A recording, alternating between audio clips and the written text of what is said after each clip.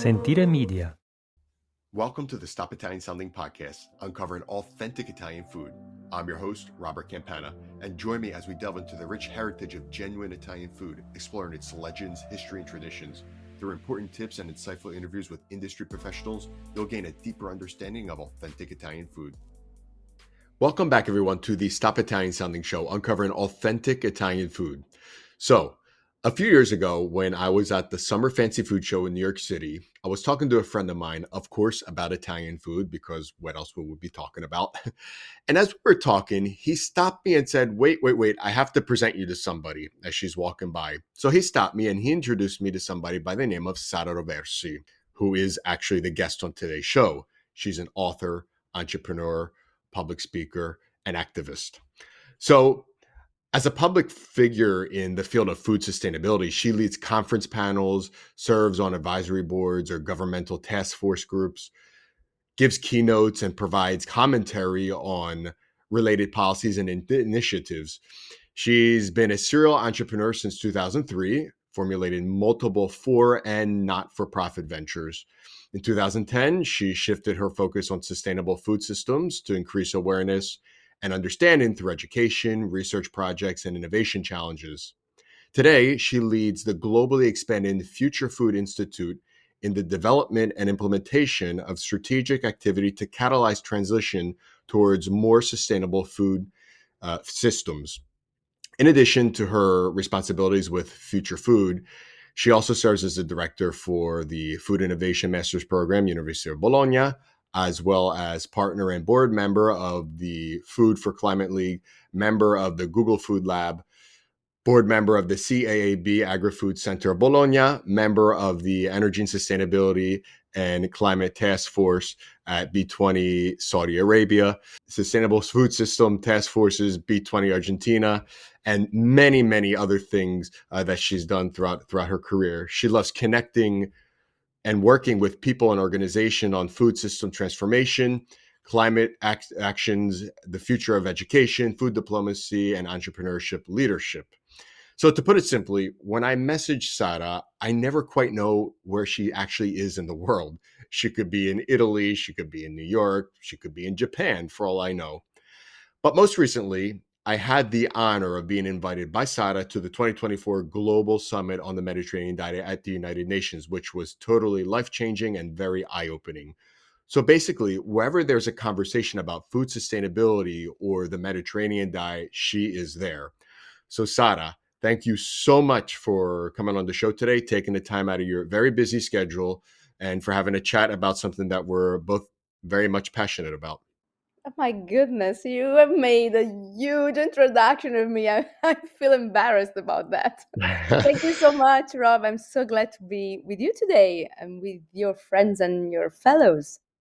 Of course, of course. And the big introduction was well deserved. So I could have said more, but I capped it. So if could you just take a minute or two and kind of tell everybody more or less specifically about yourself.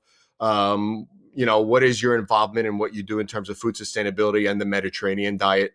I'm a damn curious, and so I want always to explore more frontiers and understand how we can all together play a better role, becoming a force of good, really to transform the status quo and trying to say leave the planet a little bit better from what we found. And when I started the Future Food Institute, I was just a little food entrepreneur, and I'm still a little food entrepreneur, but I was a little bit, let's say, frustrated because I felt that I was not doing enough and that actually I was very lucky to work in the food system because working in food, I think it's a blessing. Food is something that has so much power, and we never reflect enough on what's the power we hold in our hands. Every time we are buying something, we're making a political choice. We are doing something that is going to be positive or negative for our health, but also we decide to support someone by this choice and maybe also to preserve the planet by our choice. So, of course, I started transforming my fact of being a food entrepreneur in something more.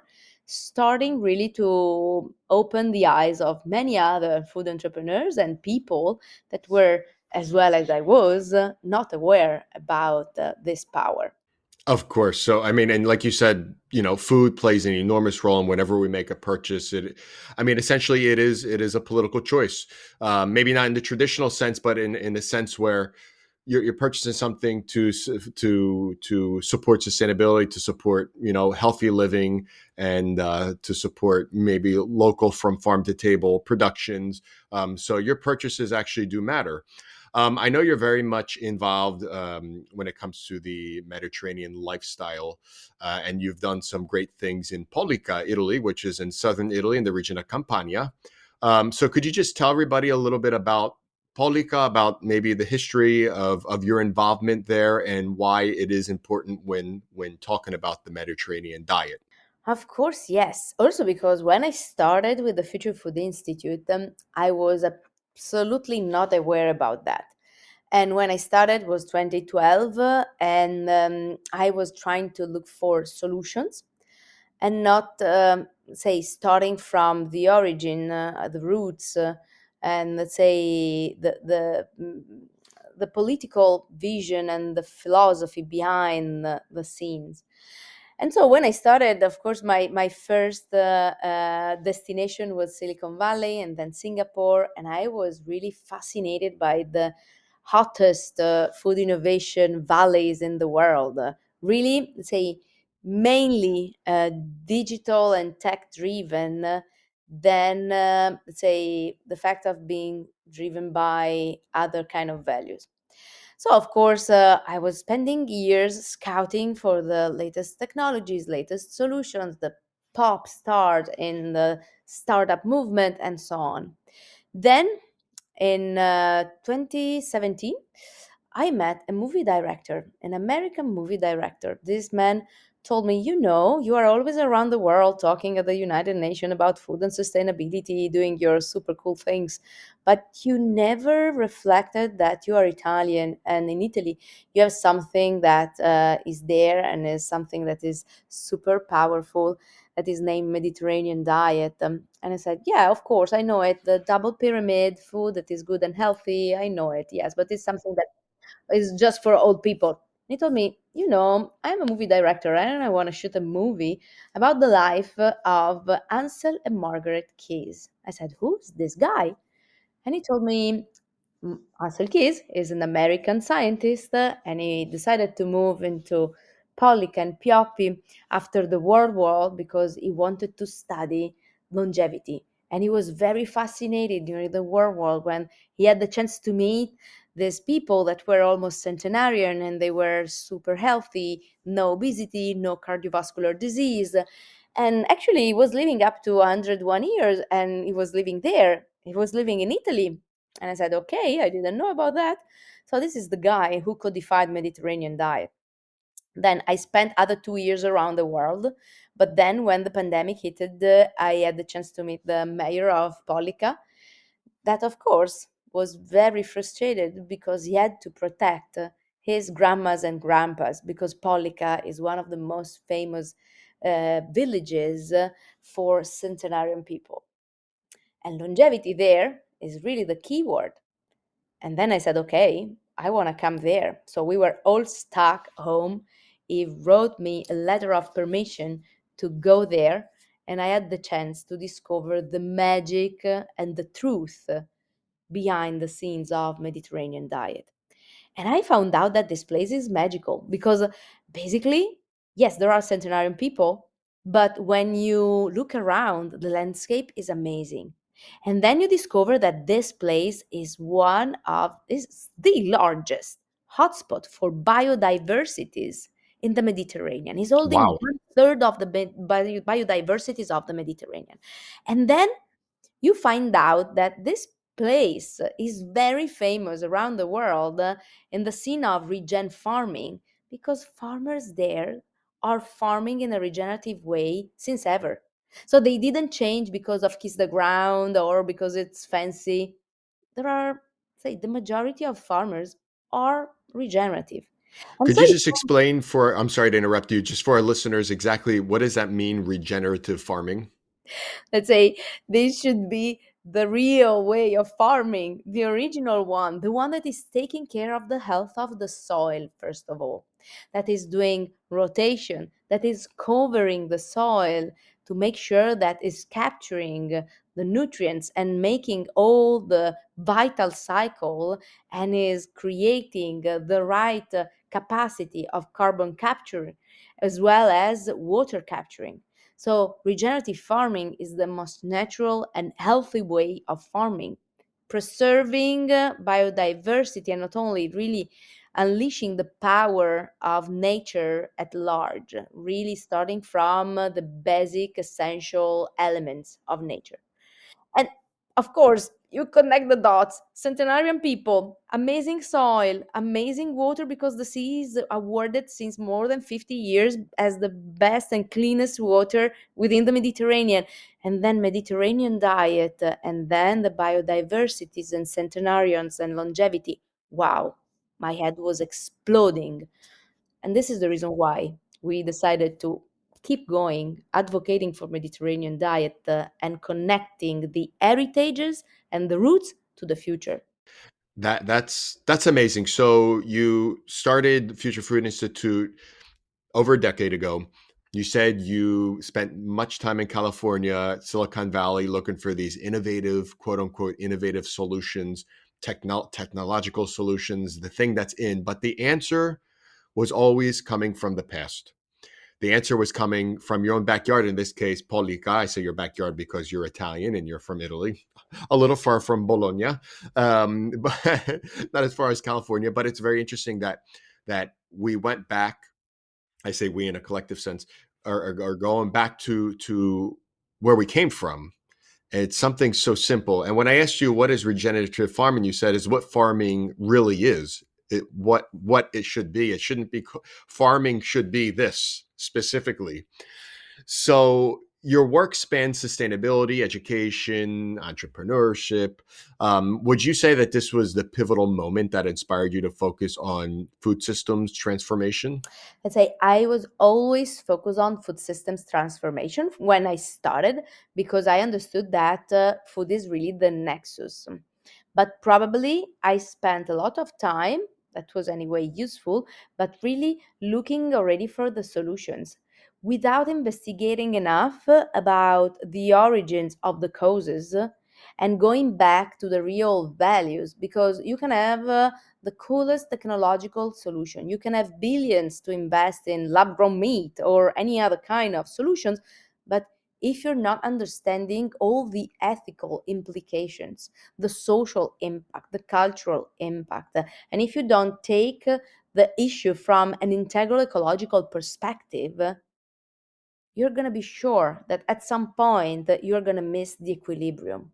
And at the end, the Greek philosophers belonging from Velia, so close to Pollica, Magna Graecia, exactly where Mediterranean diet came from, they were the first one really advocating for the needs of finding an equilibrium between humans and nature.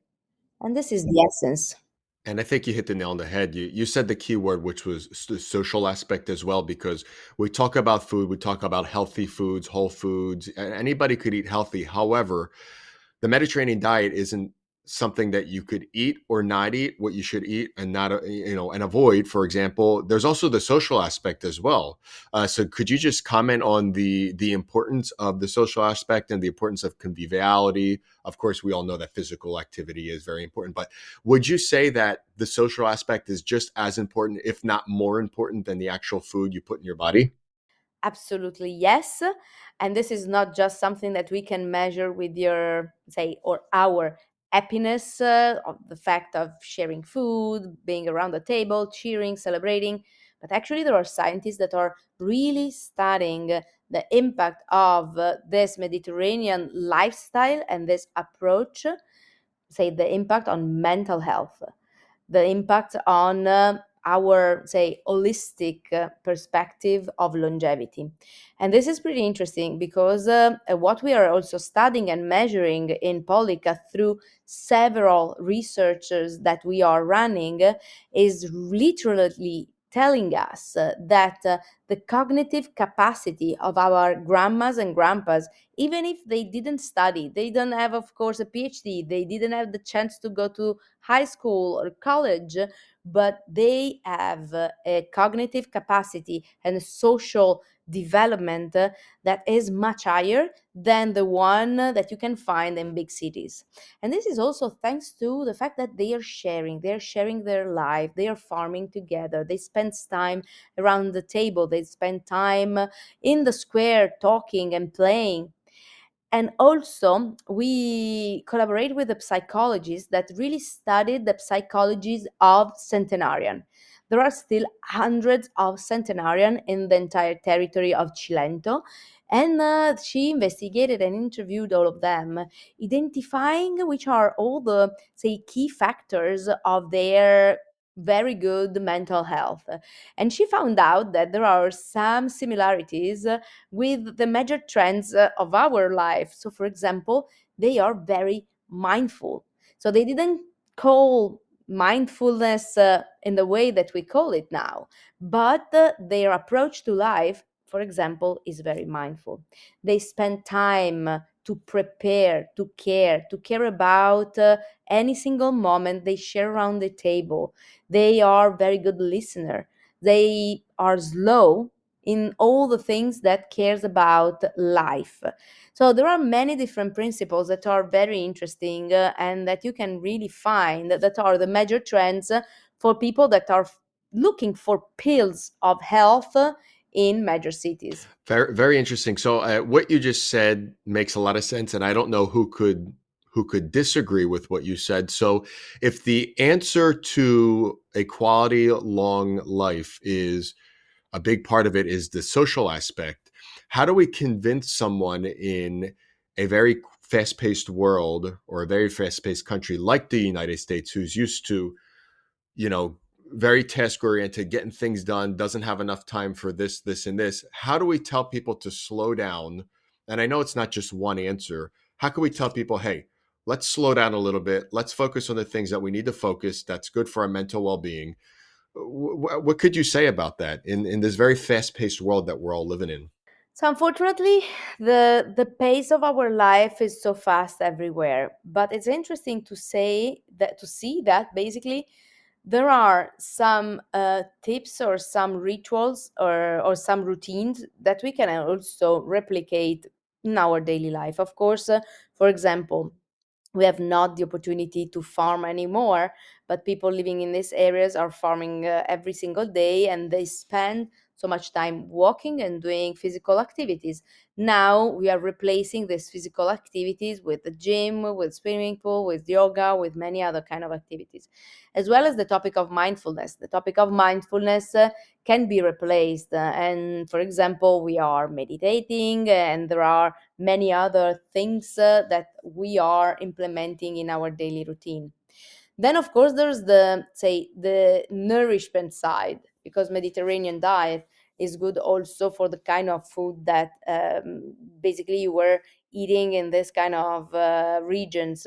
But the interesting thing of Mediterranean diet is that is not telling you a list of ingredients and specific recipes, but Mediterranean diet is teaching you or giving you kind of a guideline on how to feed yourself, eating seasonally, eating more greens, don't eat so much meat. Maybe once a week is enough.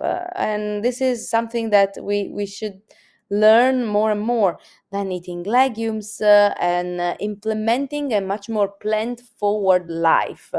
And I'm saying plant forward life because it's not saying you cannot eat something, or basically it's not giving strict restrictions, but is giving suggestions that are anyway in balance with a good quality of a sustainable life that is respectful for the environment, protecting biodiversity and seasonality, and the fact of celebrating diversity in every sense. We talk much more about biocultural diversity, and Mediterranean diet itself is a celebration of all of that, because yes, we strongly believe and we are very proud that has been codified in Italy, but is a shared heritage that now is involving 7 countries, because the 7 emblematic communities of Mediterranean diet are Chef Shawen in Morocco, for example, Tavira in Portugal, Soria in Spain, and then there is Croatia,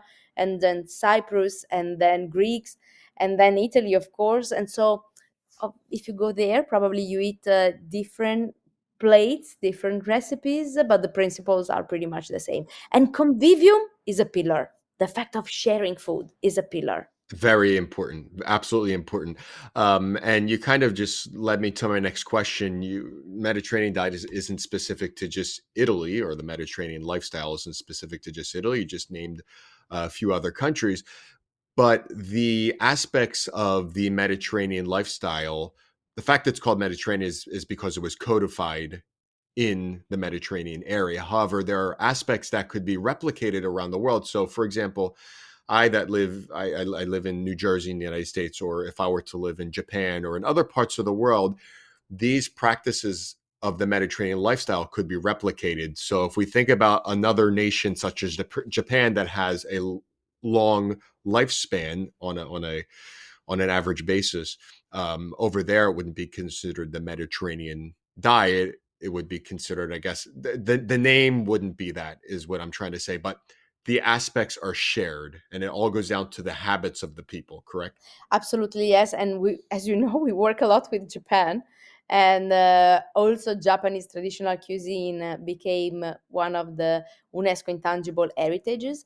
And it's good because we work a lot with them, seeing that there are many different similarities, even if we are coming from the opposite side of the world. And they also are very much, say, aware about the need of protecting the planet, the respect, the balance, and all of those things. So we work a lot with Japan as well. And as you know, for example, Okinawa people are one of the eldest population, together with Italy and our Italian locations, our Italian emblematic communities. So this is something that makes me very proud, because we are connected with these communities, and overall we are learning every single day from all of them. Of course, of course. And I've always found Japan to be very interesting because they have a large respect for a lot of different things, one of which is food and cuisine. And I feel like that's a similarity between how Italians view food and food production, and how the Japanese do that as well. Would you say that there are a lot of similarities from that point of view between Italy and Japan? Absolutely, yes. Much more than we can expect, because from the surface we seems very different, but I think that we are much closer with Japanese than some other European countries. Exactly. I've always known that, but I've never knew really specifically how to articulate it. So you do a lot of speaking at events, public speaking. You educate. Um, how specifically do you inspire people to move forward, or I should say, to move from awareness to action? Because one thing is talking about something that's great, but then we need to put things into action. So how do you inspire people to put things into action when it comes to food sustainability? So, as you know, we love to promote educational programs, and we have one that is the Climate Shapers Initiative and the Gastro Diplomacy one. But let's say all the people that are getting trained by our programs becomes climate shapers, and we ask to every fellow. So the programs goes from 14 up to 100 years. So we try always to have very multi-generational classrooms, because I think that this is something in which we need to invest lots of energies to rebuild the trust between generations. So this is one of our key things. But on top of that, we ask to every participant to take a climate action and one commitment. So at the end of the program, we want them to become active players. We can all say, yeah, I care about sustainability. But then if you go back home and you keep your light open, you flush the water, you don't separate your garbage, you oh, there are tons of things, you throw plastics around, and all of those things you can also avoid to speak about sustainability because you're not. And so we really want that everyone is going to be an active player within the society. And you don't need to achieve huge missions because the real changes starts from the inside and starts from very small little steps. We cannot save the planet just starting with massive missions.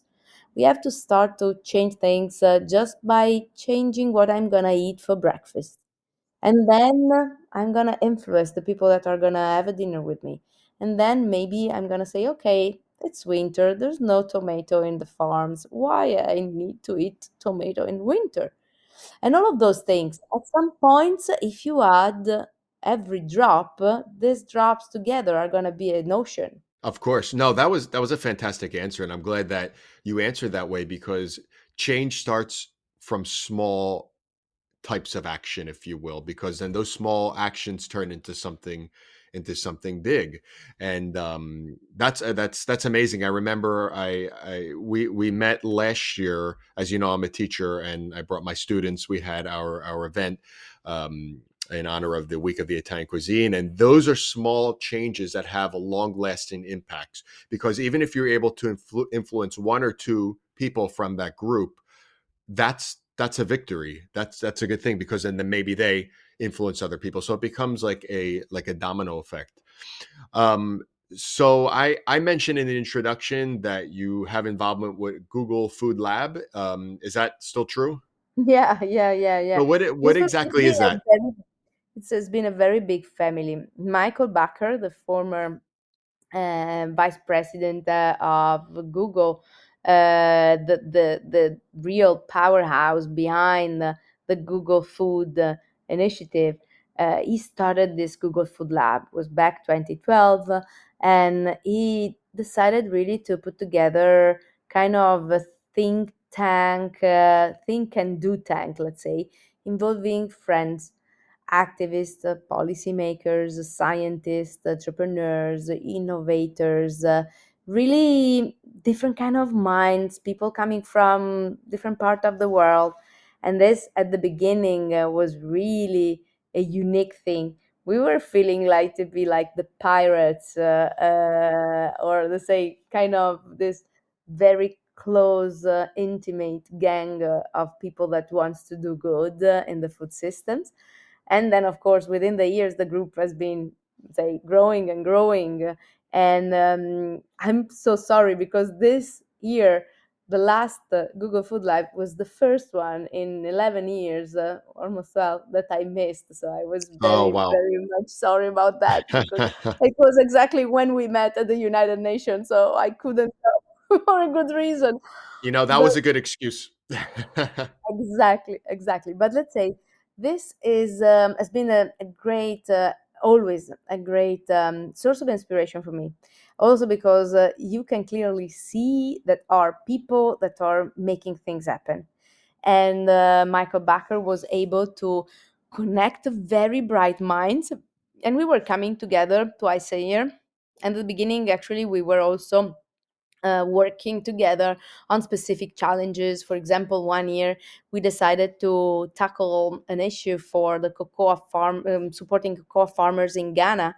And there were a group of members of the Google Food Lab, me, the director of Google Food in Switzerland, the International Trade Centers of the United Nations, the Business School of Lausanne, others that were member of the Google Food Lab. We decided to support the cocoa farmers in Ghana because they were tackling several different challenges from the field and so on. And we decided to go in Ghana. We did an hackathon with the farmers, speaking the different dialects, spending time in the farm, farming cocoa beans and so on. So it was really an experience for all of us. But we spent time with them, and we co-designed with them some technical solutions and application to help them to farm in a better way and to support their work, and giving them suggestions on how to make their work easier and more efficient. So we were really inspired by also the good and positive approach that the Googlers were spreading. And they were very committed because they could dedicate different times, like the 10% of their time, the working time, in this kind of challenges. So I was learning so much, and still this network is a kind of a family. It's great to hear that the Google Food Lab puts things into practical action as well, as you were just mentioning, in Ghana, for example, with which I'm sure is one of many different times. I know you have experience working with different governmental organizations. You just mentioned the United Nations, where you hosted the 2024 Global Summit on the Mediterranean Diet, and Italy and Morocco are the two permanent members of that mission to the United Nations. But there are also other nations present as well. I could remember specifically France. There was also Qatar. There are many of them that were sitting there.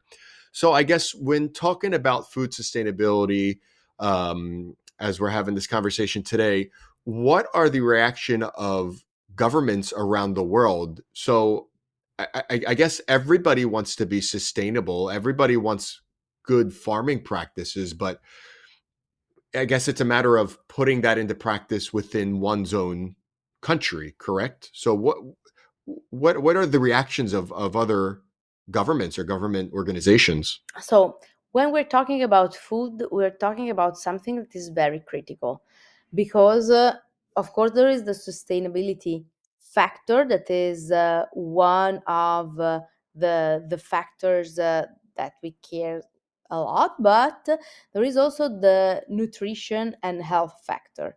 And food is the nexus between these two elements. When we think about those two elements combined together, at the end of the equation, you have the cost of health of every citizen. So every country cares about that because whether if you're farming in a bad way, you're putting lots of chemicals, you are polluting, and pollution at large is impacting dramatically on human health. And we have the data. We are measuring this correlation with fertility, mental health, longevity, and so on. But on the other end, also the food that you're eating is impacting a lot on human health. So it's not just the fact of making cool foods available, but good nutrients accessible for all. So, of course, every country's interest, because at the end, the major cost for the country is the cost of health citizens, the health of the citizens. And so you clearly understand that we cannot live healthy in a sick planet. And if you can start caring about how you're farming and the care about the soil and the essential elements in nature, you're caring also about the quality of the nutrients you are using to feed your population. And these things are strictly interconnected. Of course, and I ask because as a citizen of the United States, I was born and raised here, and I know the situation that we are currently in, a country in which there are food deserts where people don't have access to good food. So I feel like if we look at other countries around the world, and I always focus on Italy, of course, because that's my niche, but Italy isn't the only one. We talk about like, for example, from farm to table, we talk about the DOP products, we talk about EGP. Do you think that that is something that we could replicate here in the United States? Now, I know we have other powers that are maybe controlling different things, but I see that as an opportunity here. Do you not? Absolutely. And actually, you can do it everywhere. You can do it everywhere, of course, in a country like US. Of course, you can have some kind of cultural and political barriers, probably now more than ever before. But on top of that, there's many different other things that can be implemented also in your garden, in your home, in your daily life. So this is something that you can implement everywhere. But I always want to reflect on the countries that cannot, say, rely on a good soil, on a fountain, on a river, on a square. So there are also people living in the middle of the desert, or people living in places that are very remote. So food innovation and food technology now gives you tons of different solutions and opportunities, really, to be able to feed the world in a sustainable way. Even if the regenerative farming is showing us that also in the middle of the desert, like in the middle of Egypt, in Sechem, or in other places where they're struggling with water scarcity and so on, they can regenerate the soil and grow food. So, in your travels, what countries are doing a good job in regenerative farming and food sustainability? Um, what countries can we learn from? I won't say countries, but there are amazing examples. So, one is in Andhra Pradesh in India. One of the most amazing best practices I had the chance to see and visit is one of the communities of Vijay Kumar. Now in Andhra Pradesh, one third of the agricultural capacity has been already turned into regen farming, and there are hundreds, thousands of farmers that are part of this initiative and program, and they are amazing. Because when I hear people telling me, oh, but regen farming is only for rich people, my answer is these people are the poorest of the poorest. I was going to say it's quite the opposite. Absolutely. If you go there, you walk in within homes with three walls and cows in the home. So it's absolutely It's a something that different respect for the land, is what we're talking about. exactly. And we have to And learn to respect the land. cool part of that is that everywhere they were turning the agricultural landscape into regen, say landscape into regenerative practice, a regenerative model, they were also building an hospital in the village, and the hospital and the doctors and are amazing because you have the doctor and the nutritionist, and the nutritionist is teaching to the farmers to grow food, is teaching to moms, the pregnant women, to farm, to grow the food and the nutrients their kids will need in the first months of their life. Amazing. And, and every hospital has a farm. Wow. So you have hospital and I love farm that. together, and That it's is amazing. that is amazing. I can't think of any other word. That's sensational because food is, I like to say food is medicine. You know, you are what you eat. Um, but we need to start looking at food as something that makes your life better, that Exactly. makes you healthier. So this is all great stuff. I want to ask you one last question, and of course be respectful of your time. So look in 10 years in the future. What's one major shift you hope to see in how we grow, distribute, and consume food around the world? And also, what is the Future Food Institute going to look like in 10 years as well? So first of all, I hope that really food is going to be considered as medicine, as we all say, but we never think about that. So Are you hopeful? I'm hopeful, and this is gonna happen only if we're gonna be able to keep along this long journey also the heritage related to food, the stories behind food, the stories of people that are growing our food. Because anyway, these people that sometimes are the first one that are forgotten, they are the one that, thanks to their job and their choices, are really making sure that ecosystem we are biting and breathing and drinking because we are literally biting our earth is really well preserved, and this is the first step for a very, say, thriving and healthy life. Then what we hope, it's really to keep going, growing, becoming a force of good wherever we are, because basically this community now is made by thousands and thousands of people that are doing good things in their community and want to just keep going with the same values and spreading the same values and be at the service of the planet, because this is exactly what we are. We try to be at the service of this incredible planet Earth. I'm glad to hear that your ecosystem is growing, and I like the way you said we are at the service of the planet because without the planet, we don't have anything at that point. That is the most important thing.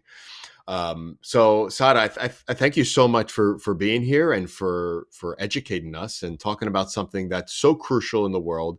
And I'm glad to know that you are hopeful for the future when it comes to food sustainability. So I'm going to keep spreading the word. I know you definitely are. So again, thank you so much. And how could people follow your work? futurefoodinstitute.org, or follow myself everywhere in every social media. I'm there talking. Perfect. I'll put all of your information in the show notes. So thank you again so much for joining the show today. Thank you. Thank you for joining me on this journey through the stories of authentic Italian cuisine. If you enjoyed today's episode, don't forget to subscribe to this podcast for more insights and interviews. Also, feel free to reach out with your thoughts or questions on our social media channels at Stop Italian Sounding or on our website stopitasounding.com. Grazie a tutti e alla prossima. Sentire Media. Hey, podcast producers and show hosts. Do you want to join a podcast network that celebrates all things Italian? At Sentire Media, we understand the allure of Italy and its unique culture. Our devoted team of hosts and producers are all driven by their shared passion for Italy. And we work tirelessly to create the best lifestyle podcasts and content that will whisk you away to the very heart of Italy. With us, you can savor the mouth-watering flavors, get lost in the stories from the past, break down the cultural barriers, and truly immerse yourself in the vibrant traditions of this intoxicating country. If you have a great podcast idea or are already in production and would like to join Sentire Media, head over to sentiremedia.com, that's SENTIRE media.com, and find out how to submit your show.